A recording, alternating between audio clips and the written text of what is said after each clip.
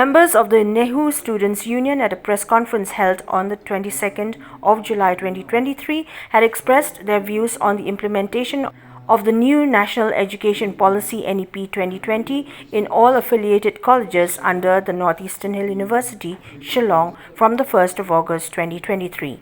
Speaking to media persons today, the Finance Secretary Nehusu Manbor D. Swear said that the union is not against the new national education policy, but against the early implementation of the same across institutions affiliated to Nehu. He added that this decision by the Vice-Chancellor of the university is rash, as most colleges are not equipped with adequate infrastructure and qualified teachers to deliver the best to the students, especially as new and allied courses will be introduced through the NEP 2020. Regarding the swift implementation of the new educational policy. This new educational policy has been brought into light, and it's been swiftly implemented by the Vice Chancellor. Actually, this new educational policy wasn't approved by the Academic Council, and the Vice Chancellor, I think in not getting the majority, went to the principals and sidelined the Academic Council, which is an official body, and has implemented the new educational policy. And from the student side, we would like to show our concern regarding the implementation of the new educational policy. One of the concern is that the teachers and students ratio.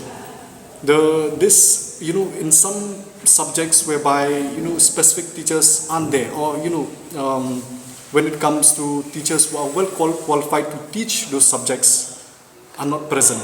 Especially you can see some colleges with just one stream, maybe art stream. Let's take an art stream. There's no teachers who will teach subjects from the commerce stream, no teachers to teach the science stream. And when you take a look at the other skill development courses, there are points whereby like the cyber security, some colleges don't have, I think majority don't have these teachers for these specific subjects. So I think the Vice Chancellor should take a look first at the infrastructure of our state.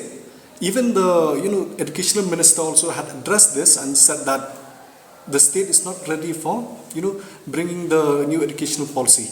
Maybe we came here not to show that we are against this new educational policy. There are some valid points that we would like to see these valid points, and but the problem is that it is so swift, rushing something so concerned, something so big, it would cause a lot of